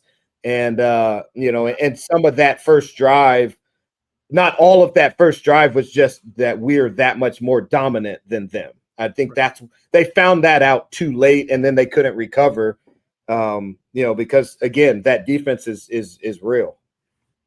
I want to ask you, as a dad here, real quick, Dominic, what does a photo like this mean to you when you see it? That one is great, but the one is during pregame. He's standing, and it's during the walk, and he's holding his helmet up, and the whole team is walking back towards him. Mm-hmm. Somebody already made a shirt for me, and that picture is that one just it doesn't get any better like that. Yeah. Because that walk, that pregame walk, I see and I can feel and hear Coach Bowden, and I hear the marching chiefs, and that probably every time that was played, I had some sort of very powerful emotion, internally, close to tears many times, obviously very excited. And so to see that, and then to see my kid, doing that is, man, I don't really have words. It's just, it's incredible. It's beyond incredible. It's, I'm so thankful. I text somebody today. It's like, I'm really glad that my son is on my favorite team this year. That's what I was just going to say. I was just going to say that's exciting. That's super exciting because I used to have to watch a separate game for my job, and then and to talk to you guys, and then I'd have to watch my son's game too. And now I can just watch my favorite team, and my son's out there, and then you guys might ask me some questions about it, and I'll have a little bit of knowledge. But I already watched my son, so I'm going to have plenty of information to give. So that's pretty cool. I was just going to say, because everybody in the chat keeps talking about how you're a proud dad and how happy, like as a parent, they would feel the same way and all that. And that's definitely part of it. But, and I know you've said this before, but man, you love Florida State as much as anybody that's watching this. So it's just like that, crazy. That's the thing. It's not just like, this is my childhood team. This is I fell in love with Florida State at 7 years old. So this isn't like, oh man, he went to a team that I started liking as an adult. Before he was even close to being a speck in my eye, I was fantasizing about one day wearing garnet and gold and playing for Coach Bowden. So, Doak Campbell Stadium has been, sacred ground to me long before, Deuce was even thought of. So when I see him in that stadium, and now it means something to him, it means the same thing to him that it once meant to me. You cannot pay. There's no amount of price you can, money that you could pay, to explain that and to even like describe that feeling. Got a question here from King Spleen. It says, D-Rob, how many hours a week do players generally watch film? Seems like some schools don't prioritize it. What do you think? No, the schools and coaches do. But you guys would be shocked at how many guys literally watch almost no film when they're not with their coaches. And then you would be surprised at how many guys. I mean, I think Jordan Travis just came out and said he stopped watching film. He did. It sounded like maybe Norvell didn't love that getting out. But yeah, no, I'm sure. And I promise you, he's probably over exaggerating some. I think when you hear that, you think that he literally never saw any film. That's impossible in college. He meant what and he clarified it. He meant away from the team and coach. Like when his first year as a starter is mainly playing, he would go home and just obsess over film, like beyond what the team did, beyond what the position groups, beyond his individual stuff. He was going home and just dwelling on it. He cut that out, but yeah, he watched film. Exactly, and the amount of film that he watched when he stopped watching film, I bet was still an asinine amount of film compared to what you and I watch, or what a normal person spends watching football. Like, it's still, you cannot escape it. You watch it pre-practice, you watch it post-practice, you watch it post-lift a lot of times, so you're getting 3.5 hours a day, probably minimum. So yeah, but yeah, a lot of guys though, just they don't process that information really well. So it's not bad that they don't watch it. I actually just gave a whole sermon to my guys, my high school guys, because we can see how much time they watch. And I said, listen, just because this guy watches for an hour and a half a day, that doesn't make him any better or any, it's not good or bad. It's just information. And if you can watch it for 20 minutes and be a better player, and it can help you, progress and be better, then don't spend an hour. Don't spend an hour and a half. Spend the 20 minutes. But if you're not the player you want to be, and you're not watching film, then you might want to look at your system and revise your system a little bit. You may want to add 20 minutes of film to whatever film time you're getting. You know what I'm saying? It's a tool. It's just like saying, this guy is a 4'6", and he doesn't do squats in the off season. It's like, okay, you might want to look at your system. I'm not saying squats will make you faster, but but if you aren't fast right now and you want to get faster, you want to look at your system and go, where can I make tweaks? Where can I make adjustments? So a lot of guys don't watch film at all. I had a big thing about T-Mac, T-Mac this offseason, the Arizona wide receiver. A clip came out of him saying he doesn't watch film. He never watched film. And guys were saying, should that drop his draft status? Like, heck no.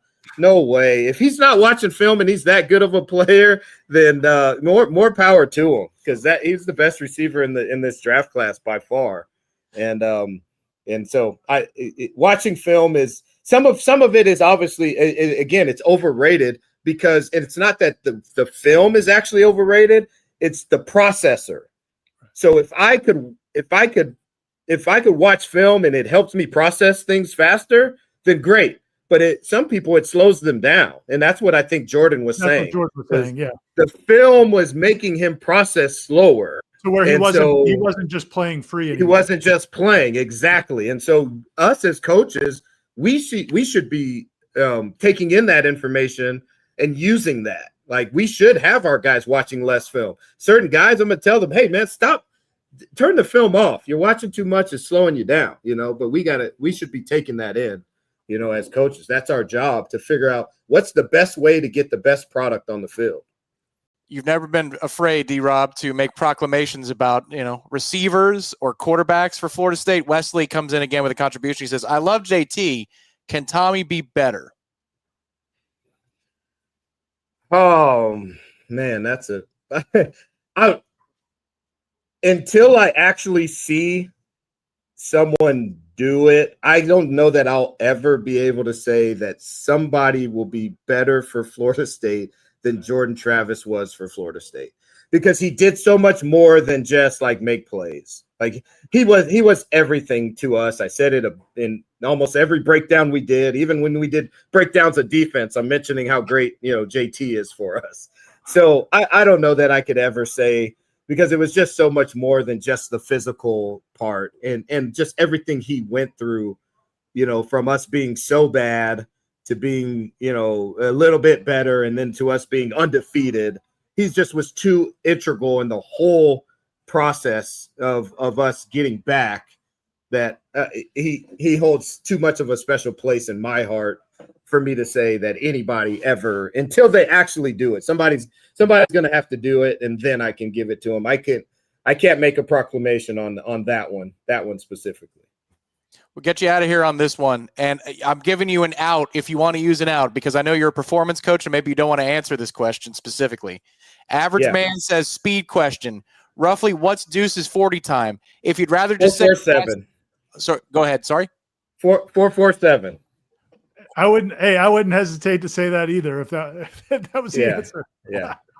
Well, 6'6", 220. He's tipping 21 miles per hour. He's getting close. Dude, I'll tell you what, man, on that fly, it was funny because on the I was not expecting them to throw deep on the first deep shot, the 82-yarder. And so I was looking more at the line of scrimmage, and then I see him, get behind the secondary, and Tommy hits him, and it's a touchdown. And I asked Corey, I was like, was that a double move? Like, I was curious how he got so freaking open. And it's like, oh, no, he just ran by those dudes like they were standing still. Yeah. He was flying. Yeah, the thing is, it'll never really look fast because he's 6'6". Nobody is 6'6" that moves that fast. So when you see it, it doesn't look fast. The only thing you know is that he's going by. All of his film, you're just like, oh, he's separating, but it never looks fast because it's so long. His legs are just forever, but yeah, man, he was there. One of the websites of Real Analytics put a thing out today. They said that was 20.3 on that play, which is moving in game. That is moving. I don't know that that's accurate. Deuce will have an actual number. He'll tell me what it was. If it was 20, he'll tell me it was 20. I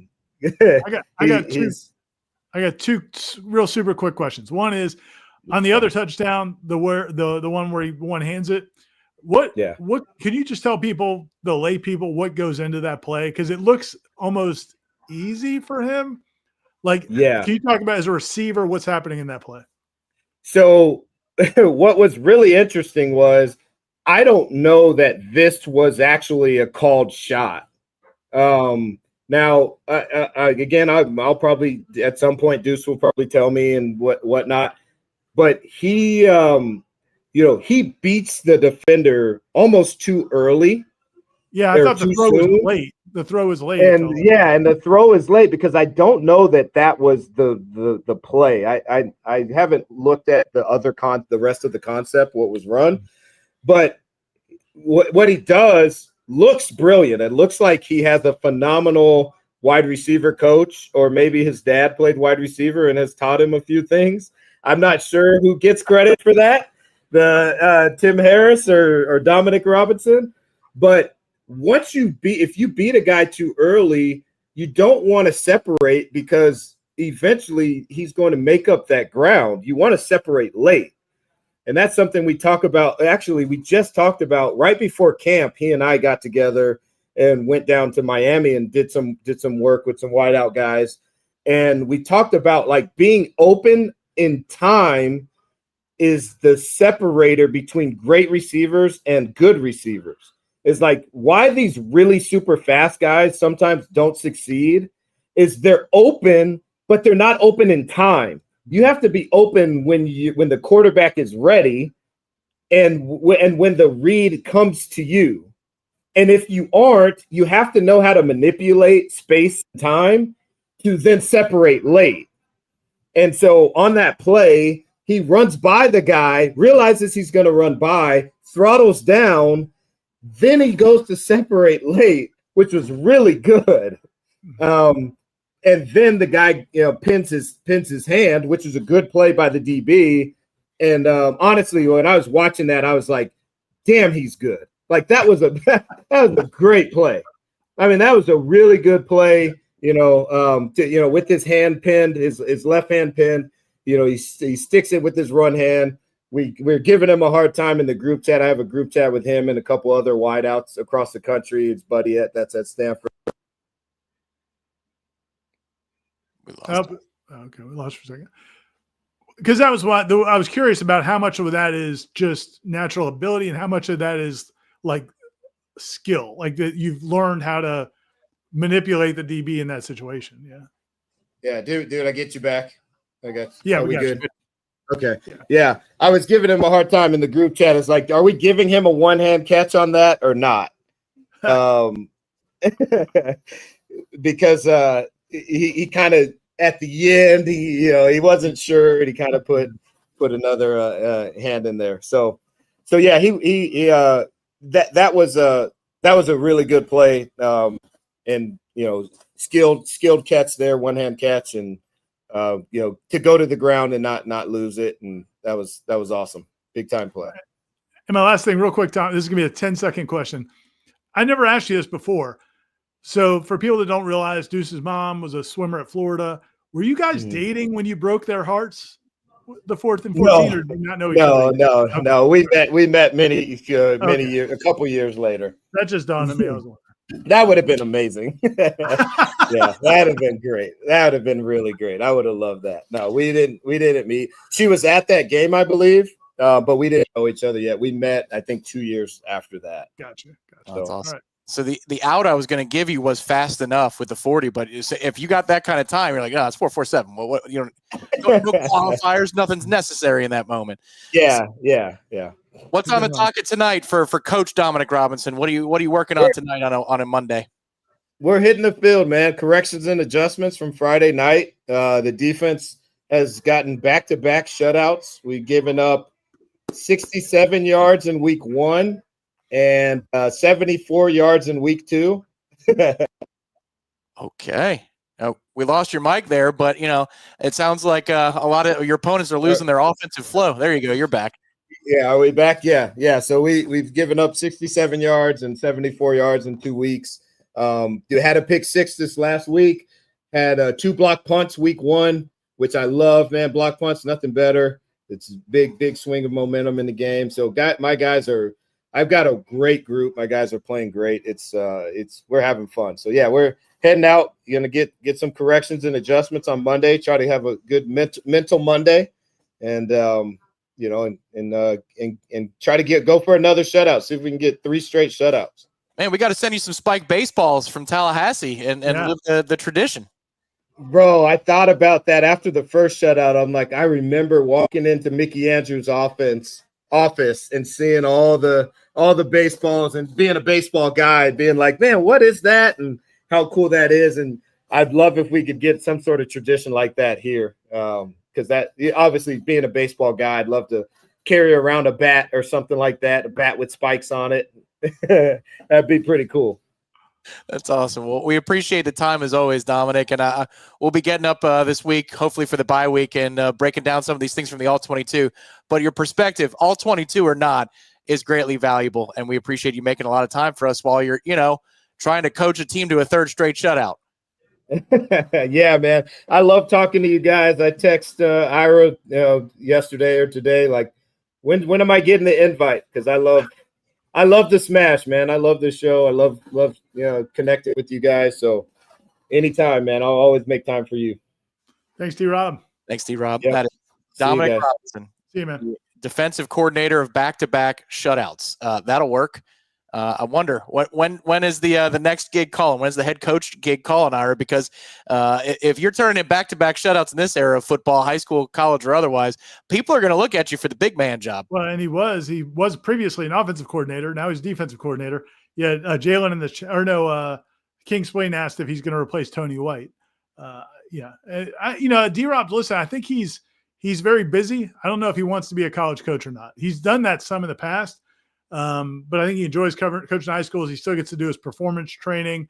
And he still gets to be Deuce's dad. And, they've got a family that they're focused on their family pretty heavily. I don't know that he wants to be a Division I college head coach, but you never know. Well, he did mention that the defense he's running this year does have a lot of similarities to Tony White's principles, because he got to see some of Tony White's principles when he visited campus in Tallahassee. That's how it all works, Ira. It's a small world, except if you're a part of Warchant TV and Warchant's Multimedia Network. That is a large network of Florida State fans, and we're so thankful for those of you who decided to make it overtime with us here on a Monday night. D-Rob's insights and his stories are great, and you can feel the beaming dad shine through on the screen, Ira. That's about as pumped as we've ever heard D-Rob. I don't know that we're ever going to hear that again, but that was amazing and a really cool interview. Yeah, that was awesome. I thought he was going to get choked up. I started to get a little choked up. I can't even imagine what that must be like, man. So it's it's cool. And I'm just glad that we've had this view of the journey. I mean, you and I remember the text we got when he first started thinking that D-Rob was really seriously considering transferring to Florida State, and how excited he was about that. And I kind of wouldn't let myself believe it was going to happen. And then it happened. And now he had a game like that where he had 173 yards receiving and less than a half of football. So it's pretty cool, man. It's quite the journey. Yeah, I remember he said that Gus Malzahn's pitch made Deuce as enthusiastic as he's ever seen his son about anything football related. So Gus knocked it out of the park, and so far through 2 games, Gus is knocking it out of the park. If you enjoyed tonight's program, please do us a favor and hit the like button underneath this video. Subscribe to Warchant TV. It's absolutely free. If you're on the pod, leave us a review. We'd love that. Also, if you have insurance needs, go find State Farm agent Russ Voorhis. Ira, before we sign off, anything that you want to promote specifically coming up on warchant.com this week? No, just a lot of big picture stuff that, because we do have a little bit of time. So we'll be kind of looking some big picture things with this team because we don't have to look at who they're playing next. We've got a week off now. So a lot of that. And then we'll also have, the normal features. We'll have Seminole Headlines is tomorrow with the guys. I'm sure they'll be doing their live Wake Up War Chant this week. So tons of coverage on warchant.com. Mike Norvell is talking tomorrow. It's cool. People want to watch Mike Norvell interviews again. Last year, the Mike Norvell interviews didn't do real well on the old YouTube, but this year people are now engaged again in what Mike Norvell has to say. So plenty of content coming on Warchant TV, but also at warchant.com. Not quite the sports reporter's parting shot, but for Paul's question, do you think Gus is holding back some trick plays? Yes. There you go. 100%. Not just holding back, but setting things up. That's correct. You might see some plays that go for 1 or 2 yards that won't go for 1 or 2 yards in another game. All right, for Ira, director Nick Carlisle, behind the scenes, our guest Dominic Robinson, and all of you who are contributed to the program with your questions and monetary contributions, we really much appreciate that. State Farm agent Russ Voorhis sponsored this show. My name's Tom Lang. Good night, everybody. We'll talk to you next time here on Warchant TV, and head over to warchant.com right now for head-to-toe coverage. Oh, no, he's empty. I'm empty. Somebody get him a refill.